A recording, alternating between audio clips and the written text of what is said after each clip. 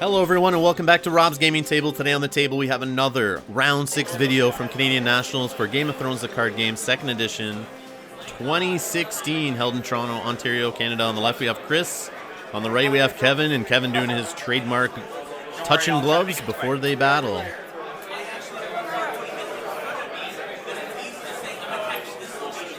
On the left we have Lannister Dragon on the right. Another one of your favorite decks?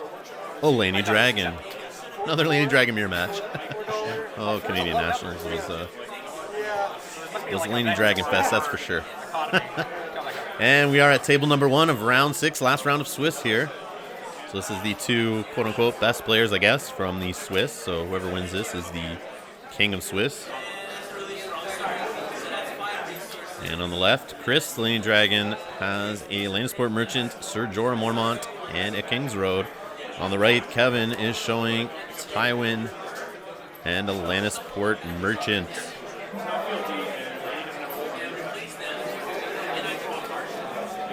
So we have Summer Harvest into Counting Coppers. Kevin on the right is not impressed. He only gets 4 gold from the Summer Harvest hit, with Counting Coppers only being 2 gold. He gets +2 on top of that, so it's kind of funny. Chris probably knowing he was going to get hit with it. Maybe didn't want to have his Summer Harvest hit. Since we know from previous videos, Chris on the left is playing 2 Summer Harvest in his deck, so he probably was thinking his opponent might open with it and didn't want to hit it. Or maybe he's just trying to dig for answers. Saw Tywin on setup, maybe thought he needed to dig as quick as he can to try to find his own Tywin, or way to deal with Tywin. So it looks like Kevin on the right is going first. Still gets 6 gold, though, for having Tywin out. And gets a King's Road into play. Pops it. No treachery played. No gold to play it, obviously. Ilyn Payne's out. Is he going to do a chop-chop on Sir Jorah? He's actually going to kill the Reducer for some economy choke. I think that is a super smart play, actually. Jorah doesn't usually hang around too long anyway, since he has that built-in betrayal mechanic that ends up getting him sacrificed anyway. And we have another Jorah marshaled out on the right side for Kevin. So 2 gold now to marshal with for the Lannister Dragon player, Chris on the left.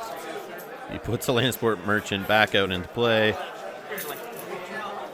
Spending 1 of his gold. He still has a King's Road, though. And he plays a second King's Road. So now he technically has enough to put a Tywin out. He can pop 2 King's Roads. There is still 1 gold showing on Kevin's side on the right, so he could treachery one of those King's Roads and put another wrinkle in the plans of Chris on the left. Trying to marshal out here, getting choked. And there it is, treachery. I would do it too. That is a great play. Try to prevent your opponent from getting going. Get rid of one of those King's Roads. No Tywin marshaled out here. He can now marshal out Cersei, Hound, Birdman, something small.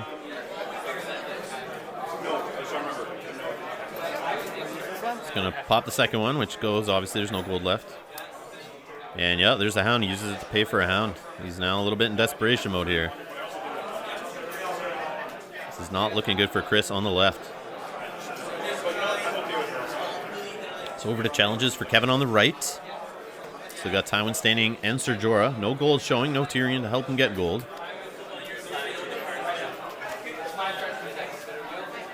Does he go offense? Does he go defense? Try to play defensive on the military, try not to lose characters. Frustrate his opponent a little bit.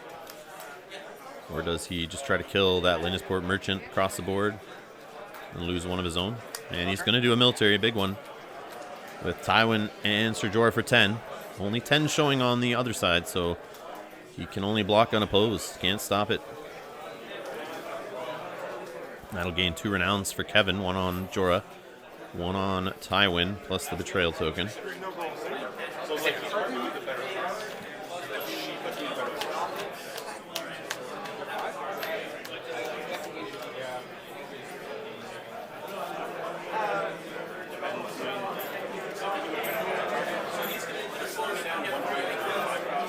Now Chris needs to get that Hound out of play, or else Ilyn Payne is going to give him the chop-chop next marshalling phase and send him to the dead pile.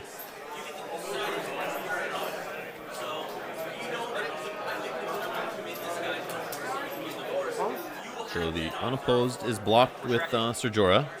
The trail token, force reaction on Ser Jorah on the other side there. And the 2 renowns gain. Claim. That's spirit. And you hear Chris kind of feeling defeated, because it doesn't really matter who he claims. He thinks it's over already. And I'm kind of feeling that way also, and I'm sure you guys are thinking the same. So now we got a military coming back. Killing Lannisport merchants. Force reaction sends the Hound back to hand. Has to get him into safety. Gaining unopposed power. And a power challenge with Lannisport merchants. One reducer. So right now the power total is 2 for Kevin on the right. And 2 power also for Chris on the left. Oh, wait, 1 second. No problem. 10. Chris just checking his reserve. He has exactly 10 cards, which is perfect for the Counting Coppers reserve. Sure, he'd wish there was some of those on the board, though. But he did choose to play a low gold plot to start, trying to fool Kevin and burning his summer harvest with low gold. But having Tywin out to back it up, he was able to marshal some decent characters and put the pressure on. And he's going to continue that pressure here, going for the long winter very early in the game. Try to use the 2-claim plot to hit him hard. Summer harvest on the other side, though. It's going to get 6 gold for the 4 gold on the other side.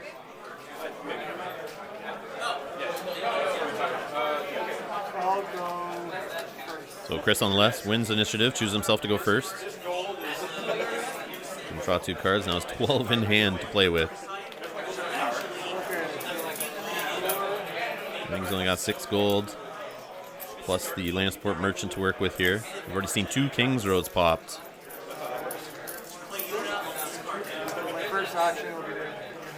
Got it correctly. First reaction, you see him kneeling the Lannisport merchant before playing anything in. Otherwise, actions would have passed over to Kevin, who would have then used Ilyn Payne to chop that Lannisport merchant. And now he's forced, because of Ilyn Payne staying there, he either plays a milk to milk Ilyn Payne, or he can't marshal anything out that's 3 costs or less, or else that Ilyn Payne is going to chop it down, and most likely Ilyn Payne will just chop away that Lannisport merchant to remove the military claim that he would have satisfied later in the challenge phase. So I think Chris is really stuck here. Do I even have anything to play? That'd be hilarious. You can play like a Tywin at the higher end, but why did I go so fast on that? But yeah, he's got 6 gold and a Lannisport merchant to play with here for a laning character. We know the Hound's in hand, but the Hound cannot come out until challenges because of Ilyn Payne.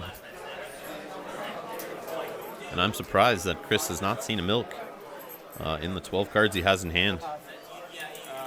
He's actually going to just sit on the 6 and pass. We'll just play the Hound later. Why is he being There's a trick. You tried to lure me into false sense of security.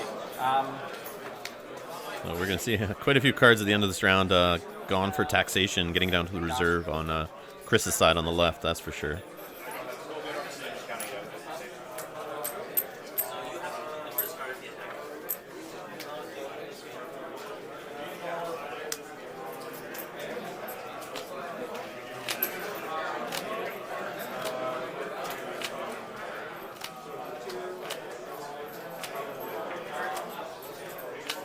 And we got Kevin marshalling in Sir Jaime Lannister. And passes over to Chris for challenges.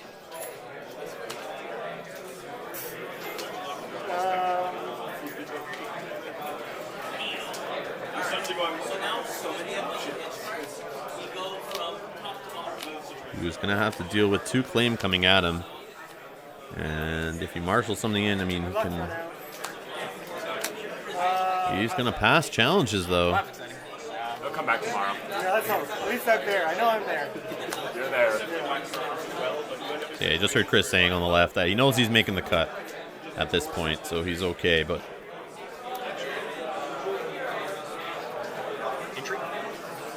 This is the last round of the day for the players. They had to come back the next day on the Sunday to play the cut top 16, which we will have videos for, so make sure you subscribe to the channel.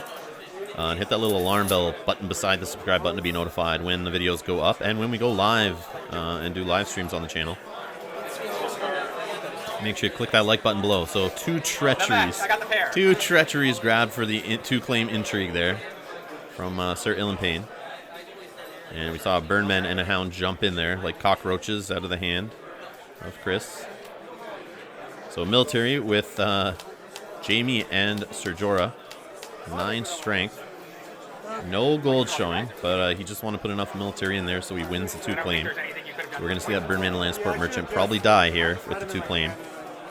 Jamie and Jorah going to get their now.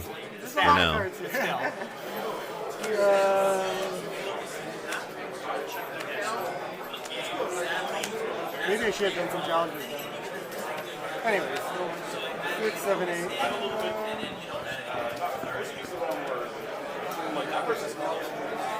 He's trapped down there to get murdered anyways.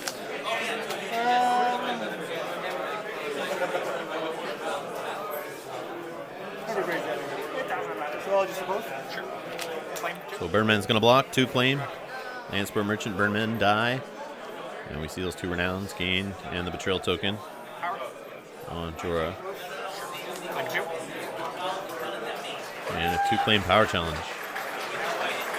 Stripping the only power that Chris had on the left. And Kevin will take dominance on the right. I believe Kevin is now at 8 power to 0. Going into round 3. All my events. They're useless.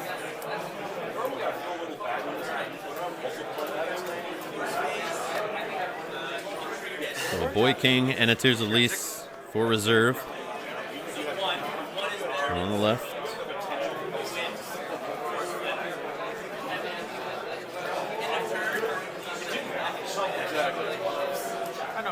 So Noble Cause into a second Summer Harvest. So 7 gold now gained from the Summer Harvest on the left. I guess he just made one. We do see the Hound still in play with Illipain staring at him across the table. I'll go first, I guess, and actually do something hopefully. Sure. Choosing me? So Chris has 1 initiative. He's going to choose himself to go first. Wait, choosing what? Choosing me as your opponent. Oh, yes.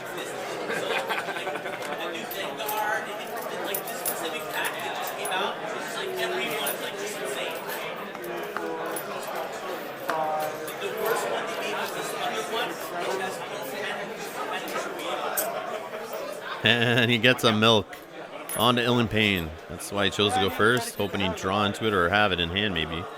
But you need to play it first before Illipain gets to cut the Hound down. We got a Targaryen Loyalist. 5 gold left to spend.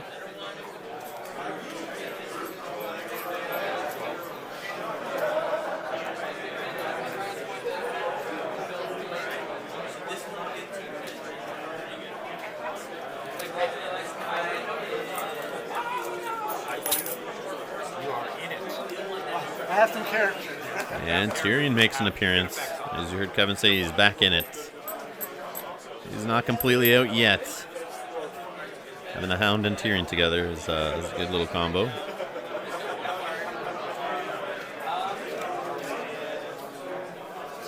Let's see what Kevin on the right does with his 8 gold.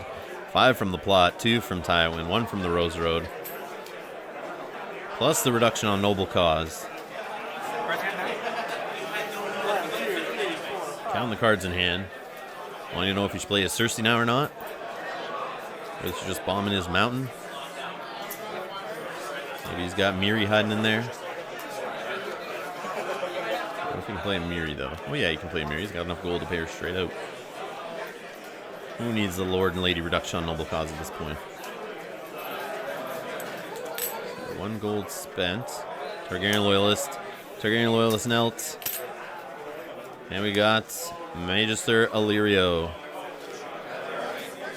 We'll let Tywin probably get some double use, help get some renown going on 2 challenges.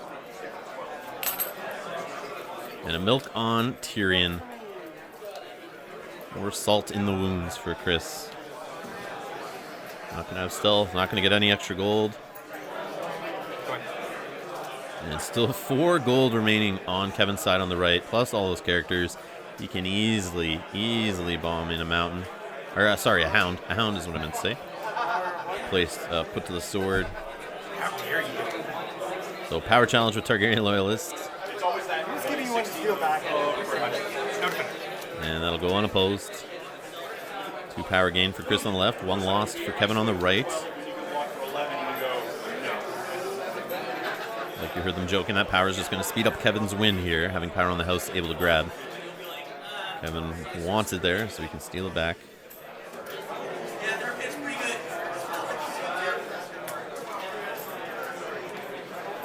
And Chris, frustratingly, will pass over to Kevin for his challenges.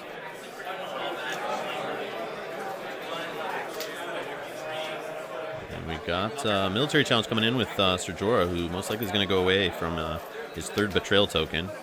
So he's going to help Jaime get another power. And Flame is going to be the Targaryen loyalist. We saw Jaime gain a renown there.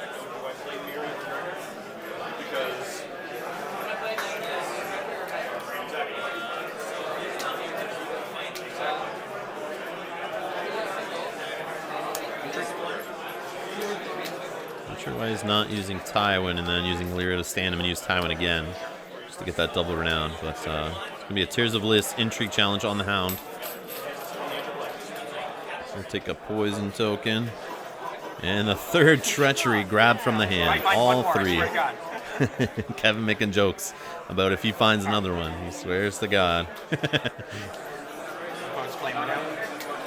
all 3 treacheries are gone. And the power challenge with Tywin. Hound will die at the end of phase due to Tears of Bliss. Dominance goes to Kevin on the right. He's got this game on lock since the opening round. And it looks like he's sitting at, I believe, 11 power to 1. I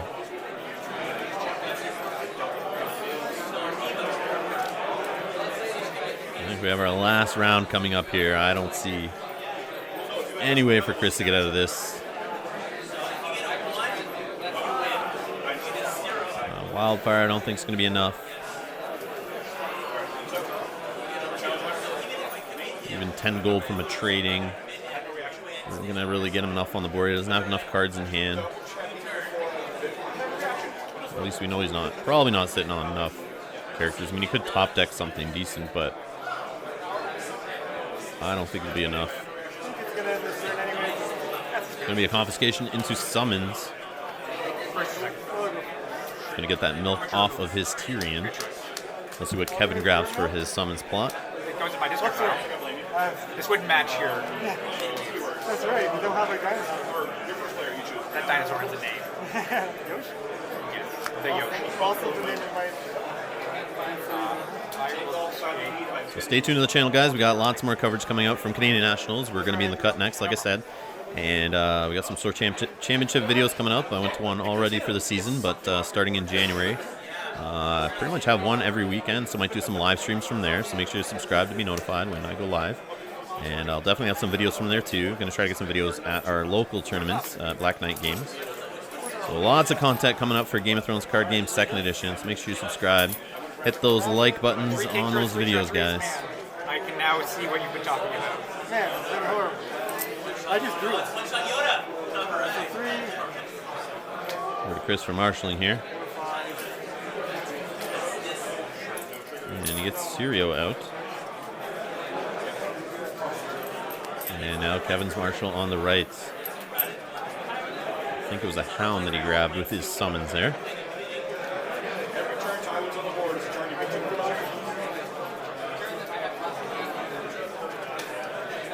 Guys, Jorah's back. And here's Jorah. Remember, he was sacrificed, so he only went to the discard pile.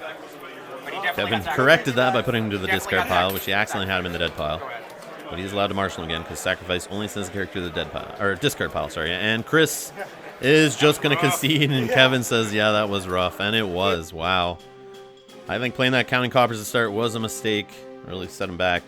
Congrats to Kevin for winning the final round of Swiss there, and we will see you guys in the cut next. Thank you for the support, guys. Thanks for watching all these videos. Thanks for hitting that like button. Leave comments below if you guys catch anything in the videos, see anything that I missed, anything that could change. Just any positive comments are always great too.